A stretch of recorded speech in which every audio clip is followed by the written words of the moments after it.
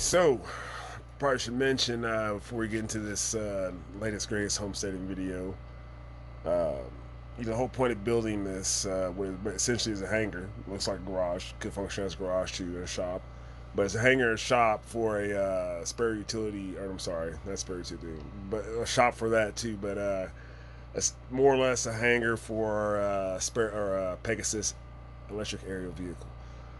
And I'll put a little clip up here of it real quick, right here above the Chips Ahoy cookies in bed and the AR-15 in bed with me.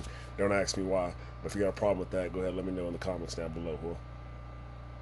But anyways, back to what I'm saying. We're building a hangar so they can build what's called the Pegasus electric aerial vehicle. Now, just think of it as an electric airplane, electric, VTOL airplane.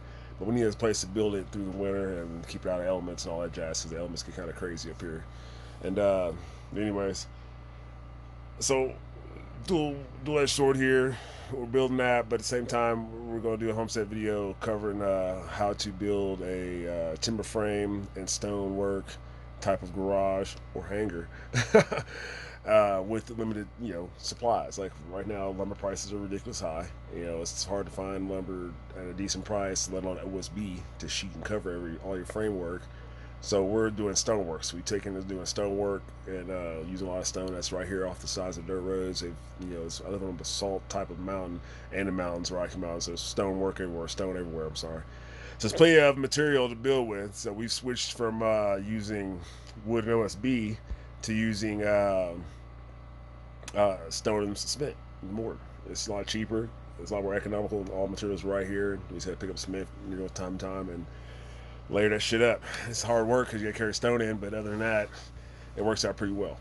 And we found some cheaper lumber down in at the Amish, and there's a few other guys around here that have taken up their own little mini small sawmills, and they're providing rough cut lumber for a pretty good price. So instead of using OSB and traditional engineer cut lumber, we're going to go with these Amish guys and some of these other little mom and pop guys with sawmills, little mini sawmill setups to buy lumber for them. I got quite a bit of lumber for $300. Pretty much all the lumber I need to do the floor joists for the floor, and a few other pieces of lumber to do some siding, wall, or structural lumber.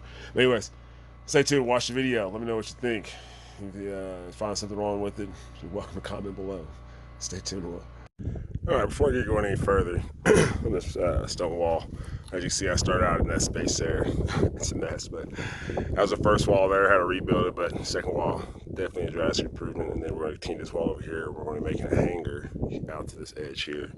But either way, I want to give everybody some quick tips on what I've learned doing stone work like this, or rock work. You want to make a layer, of cement across the top of your stones as you go, and then as you set them in, they can be layers of cement. And what that does is lock them in as you go, and then it creates a new notch or cavity or void there for you to set another rock in. And basically, that's all you're doing is coming along and setting rocks that fit roughly that shape or that space, and using the cement to fill the gaps.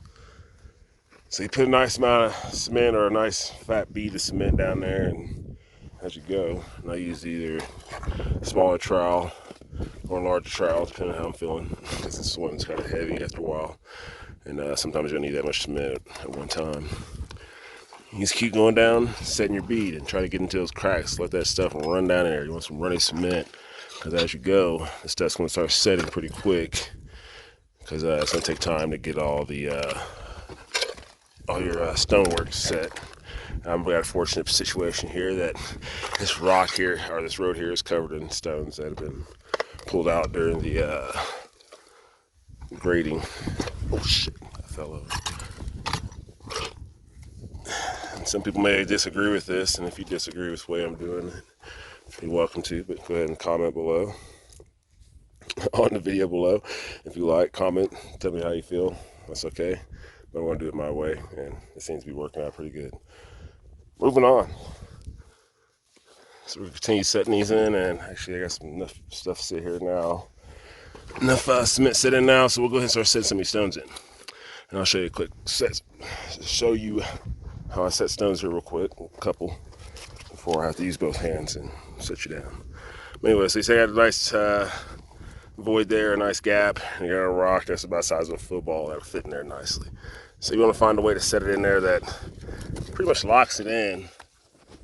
Set that in there so that it's gonna stay on its own and not just immediately fall out.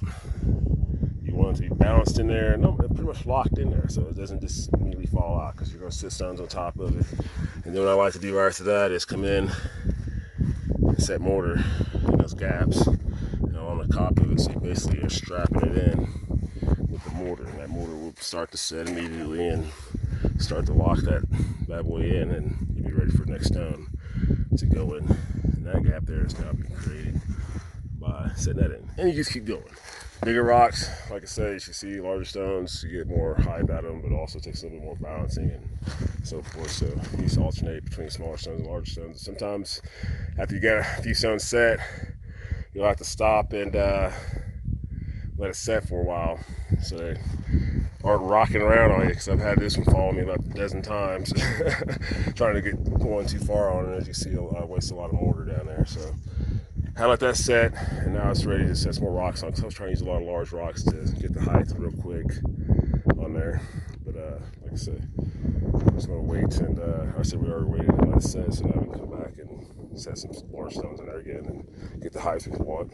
And eventually, like I said, we're going to run some of these timbers across the top, but of course we're going to level that out with some smaller stone and mortar until we get level. We're going to run a string line across, and then set some mortar in there, and we're going to make a level seal there, and then we're going to build up siding from the side up there to the top, and of course put the 2 rooms and I think a living room or some kind of den facing that mountain, and a bathroom up in this section here, so it'll be like almost like a small apartment in this section here. But that's a video for another day. If you don't like it, go ahead and comment below. Let me know how you feel about it. Well, moving on. All right, sorry for delaying the update, but we got most of this rock wall put up, and now we're working on putting in these timbers here for the floor. And we're going to be using these long, I was planning on using these log slabs for siding on this, but I found a guy around here who's got these, I don't know what you say, 12, 14 foot long slabs here, and I went and bought a bunch of them, so I got a shit ton plus all these, about $300, so we should be able to do all the flooring up there, all the flooring on one of the other, all the floor joists I should say, and some of the siding here.